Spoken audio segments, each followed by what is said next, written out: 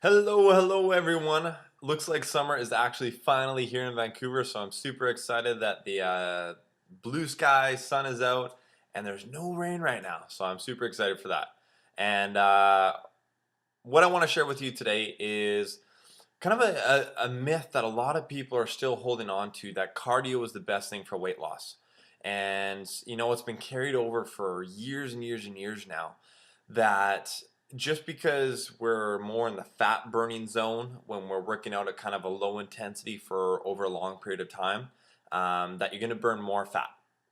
That concept is true, yes, but in terms of actually being able to give you real tangible results and kind of the results that you want in terms of weight loss and giving you the body that you want, long, boring, steady state cardio at a low intensity where you can carry on a conversation with someone or still totally breathe normally is not very effective in terms of giving you the results that you want. So I want to kind of give you a little bit of background in terms of why that is and why standard cardio kind of sucks.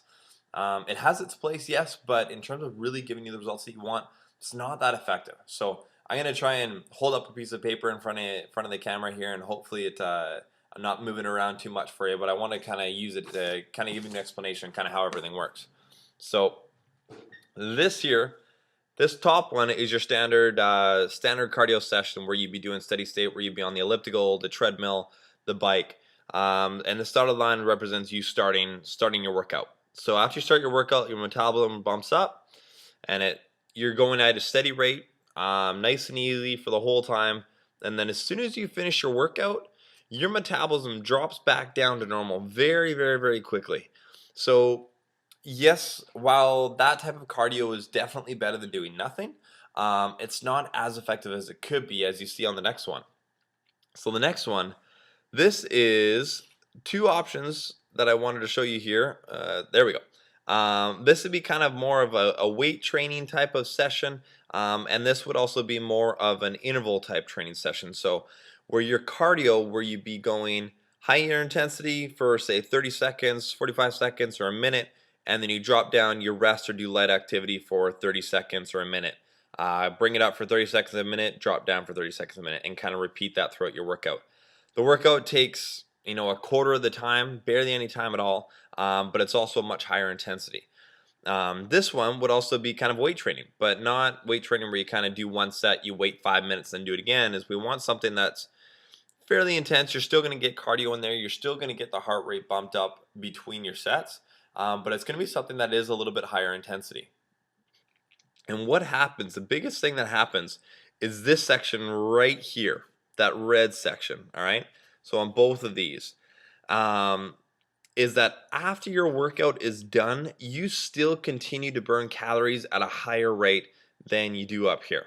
And what that does is that this rate, this elevated portion here, as it slowly goes down, that can be elevated for anywhere from 12 to 36 hours. And I've heard even 48. I think that's a bit much, but up to 36 hours, your metabolism can be higher than resting rate.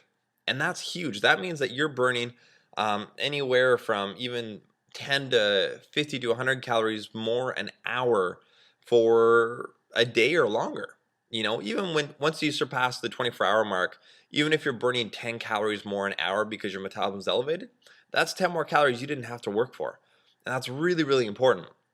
The other thing that happens is with standard cardio, if you do a lot of this type of cardio, where you're steady state, where you're doing treadmill elliptical for a long period of time, you can actually start to lose muscle. If you're on there for a long period of time and you're not giving your body the energy in the terms of the food and things, giving it to your body that it needs, it's going to start to try and create that energy from other places in your body. So it'll take muscle and break that muscle down so it can use it as energy.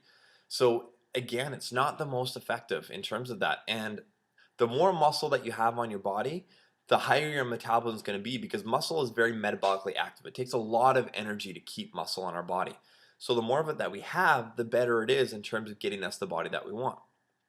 Now for ladies, if you're worried about putting on too much muscle, there's the right way to lift in terms of resistance training so that you don't get that. And it's also very hard for a lot of women. I'd say 90+% of women don't even have to worry about putting on a lot of muscle, just because the differences in the hormone levels between males and females. It's just much harder for females to put on muscle. So that myth that you don't want to get bulky, that's going to be easy for you to get bulky, is actually very, very hard for females. There's a few that do have to watch out for it, so you have to lift the right way, but it's not something that majority of you have to worry about. All right. So high recommendation is to stop that steady state cardio, or at least minimize it, and do something that's a higher intensity. Do something like boot camp, for example. Do something that if you're on the treadmill or they have to go with the bike, do something where you push hard for 30 seconds or a minute, and then you kind of bring it down, go easy for 30 seconds a minute, and then repeat that. And you can change those intervals to just change it up for you. And because you boost your metabolism so much higher, it's going to be elevated for that much longer after the workout. The other thing that happens too is when you work out at a higher intensity, you actually tear your muscle. You make tiny little micro tears in it, and that's totally normal. And what that does is it causes inflammation. It causes the body to say, hey, okay, we've torn the muscle, now we have to rebuild it. And it takes a lot of energy for the body to get rid of the waste, get rid of the inflammation that's occurred there, to bring the nutrients in to rebuild that muscle. And that's a lot of the reason, again, why that metabolism is elevated after your workout if you're working out at a higher intensity. So again, it's all these factors just kind of come into play that we want to work out a little bit higher intensity. If you have injuries or you're brand new to exercise, that's something you got to watch out for. The first thing I'll recommend to any single person at all that I work with is don't start with running. Don't start with even like fast walking. Start with resistance training. Start with some sort of weight training. That can involve just body weight training. But a lot of the time, if people kind of get into their mind that they want to start to get fit and they want to get healthy, one of the first things that they decide they want to do most of the time is they want to start running. And because it's an easy way, it doesn't cost anything. They can just go outside, go do it, or hop on a treadmill. But the problem with that is a lot of people's bodies are not meant for running. And a lot of people are not strong enough, their legs, their hips, their core is not strong enough to be able to handle that impact over and over and over again of running. And what happens when the body isn't ready is they end up developing injuries. They may not notice it right away, but over time, maybe a week, 2 weeks, a month, 2 months down the road, because their body hasn't been ready for it and they're doing that repetitive motion over and over and that same impact over and over again, as they start developing injuries. Whereas if a lot of people started off with resistance training and weight training, getting stronger, minimizing imbalances within the body, you'll be far better off to do that for a month or 2 months before starting off your running. And it'd be much less risk of getting injured, and it'd just be better for you overall. You'll develop more muscle, metabolism will increase more, and it'd be far better for you. So that's my stint. That's why cardio is not very good in terms of getting you the real results that you want. And cardio, again, meaning long, steady state cardio. If you want to do interval, higher intensity cardio, that's awesome. If you want to do weight training, even better. It's my first recommendation to start off with that. So if you want to get results, try to minimize that steady state cardio.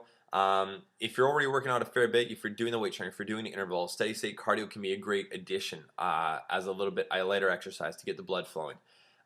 If you have a hard workout and you find that you're really sore, having a light steady state exercise is a good thing to be able to get the blood flowing and kind of get those nutrients to the muscles. But this video is getting a little bit long, but that's my stint, and hopefully that makes sense. If you got any questions, fire away, leave a comment below, and then I'll get back to you. And check out my blog at jonathanlernerfitness.com.